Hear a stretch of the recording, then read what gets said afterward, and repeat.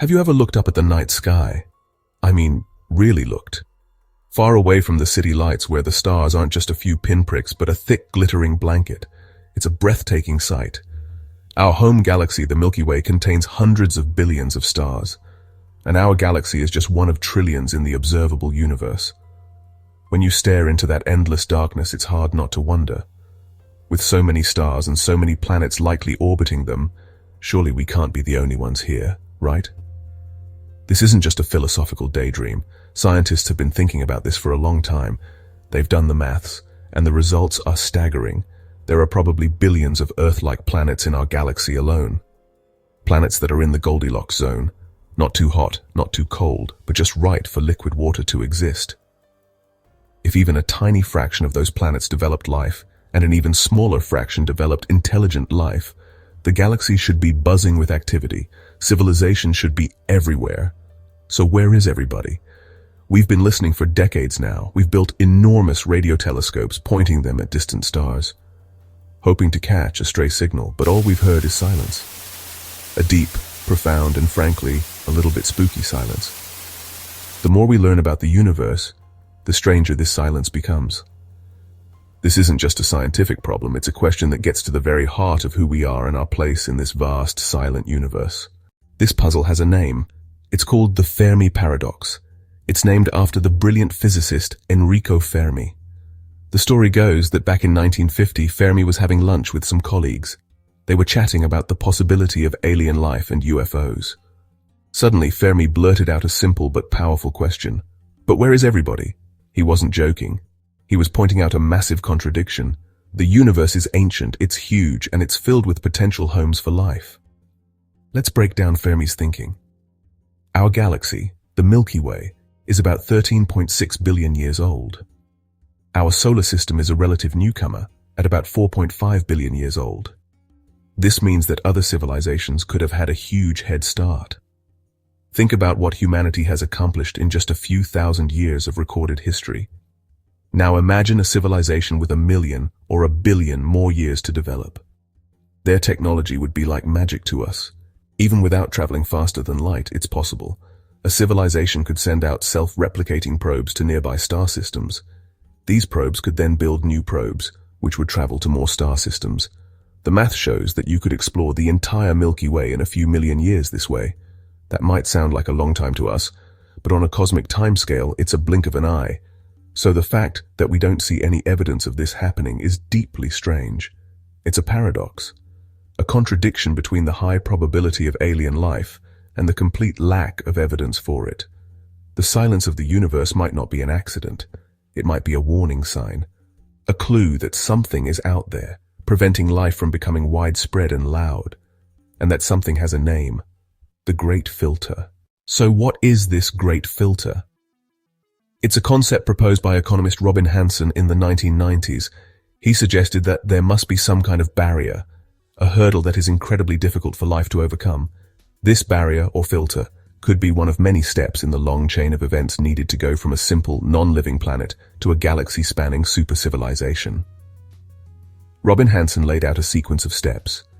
He created a list of evolutionary and technological milestones a civilization would likely need to pass to become visible across the galaxy. Step 1. The right star system, including a planet capable of supporting life. Step 2. Reproductive molecules like RNA must emerge from the primordial soup. Step 3. Simple, single-celled life must form from these molecules. Step 4. The evolution of complex, multicellular life. This is a huge leap, moving from microscopic blobs to creatures with specialized cells. Step 5. The emergence of animals with big brains, capable of using tools. Step 6. The arrival of a species at our current stage of development. A technological civilization. This is where we are right now. Step 7. A colonization explosion, where a civilization spreads beyond its home planet, first to its solar system. Step 8. That civilization continues to expand, colonizing other star systems. Finally, Step 9. Reaching a point of cosmic dominance where the civilization becomes visible across the entire galaxy. Since we don't see this, the Great Filter must be hiding somewhere on this list. The crucial question is this: Where on that 9-step ladder is the filter located? Our position on the ladder is step 6. We are a technological civilization. This means the great filter can only be in one of two places. It is either in our distant past, somewhere between steps 1 and 5, or it is in our near future, waiting for us between steps 7 and 9. Let's consider the optimistic scenario first. What if the great filter is behind us? This would mean that one of the early steps is almost impossible to clear. Perhaps the initial spark of life, abiogenesis, is the filter. Or maybe the leap to complex multicellular organisms is the true bottleneck. If this is the case, then we are extraordinarily rare. We are the cosmic lottery winners. We have passed the great test, while countless other worlds failed. The universe is silent not because it's a graveyard, but because it's an empty cradle, waiting for life. This would be fantastic news for humanity. The silent cosmos is not a warning, but an invitation. It's an empty frontier waiting to be explored. We could be the ones to finally break the silence and fill the galaxy with life, consciousness, and culture. But there is another more sobering possibility.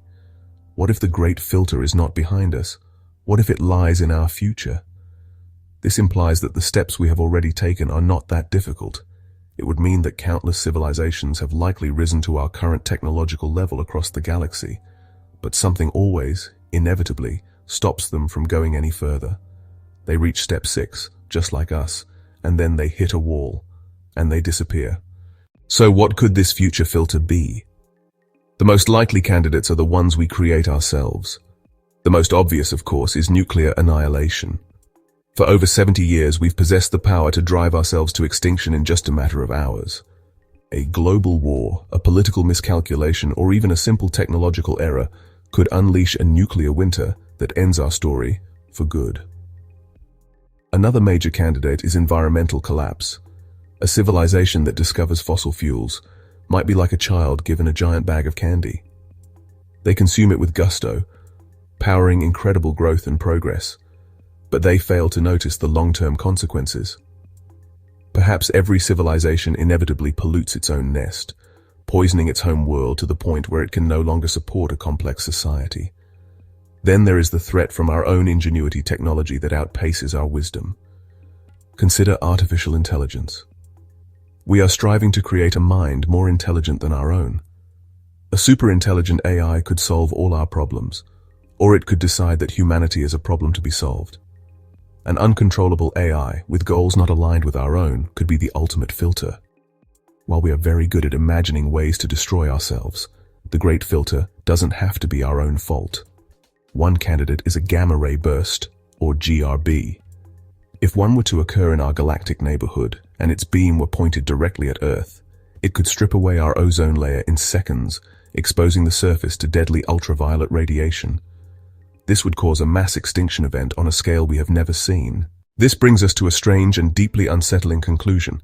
If the great filter is ahead of us, then what should we be hoping to find when we look out into space? The answer is nothing. Absolutely nothing. In this scenario, the discovery of any form of life would be the worst news in human history. Finding alien bacteria on Mars or signals from a distant star would tell us that the early steps are easy. It would mean that getting to where we are is not the hard part. This is the ultimate paradox of the search for extraterrestrial intelligence, or SETI. We spend millions of dollars listening for a message from the stars, hoping to find that we are not alone. Yet, if the filter is ahead, the best thing we could possibly hear is continued unbroken silence. The silence is our friend. A message from the stars would be a message of doom. So we are left in a very strange position. We hope for a vibrant, populated galaxy, but we should perhaps be praying for a dead and empty one. This is the dark wisdom of the Great Filter hypothesis. It forces us to confront the possibility that humanity's greatest hope for a long and prosperous future lies in our utter, complete, and profound cosmic loneliness. And that is a very heavy thought to carry. We stand at a profound crossroads, staring down two very different paths into the future. The Great Filter presents us with a stark choice in how we view our existence. On one hand, we might be the first, the lonely pioneers in a vast, empty galaxy. This path is paved with hope. Regardless of where the filter lies, the takeaway message is surprisingly similar. Our present moment is incredibly precious and fragile. The silence of the universe places a profound weight upon our shoulders. If we are alone, we carry the responsibility of being the sole voice of the cosmos. We would be the meaning makers in a universe that has, until now, been meaningless. Our story becomes the story of the universe waking up. The great filter forces us to look in the mirror and ask the biggest questions. Who are we? Where are we going? And are we wise enough to handle the journey? For now, all we hear is the echo of our own questions, and the only thing we can do is to live as if our choices matter. So what should we hope for? Perhaps the answer is not about hope, but about action. Whether we are the first to walk this path or just the next in line, our choices right now have consequences of a cosmic magnitude, because in a silent universe, they might be the only choices that ever have. The great filter remains a hypothesis, a story we tell ourselves to make sense of the silence. But it is a powerful story that forces us to confront who we are and what we might become.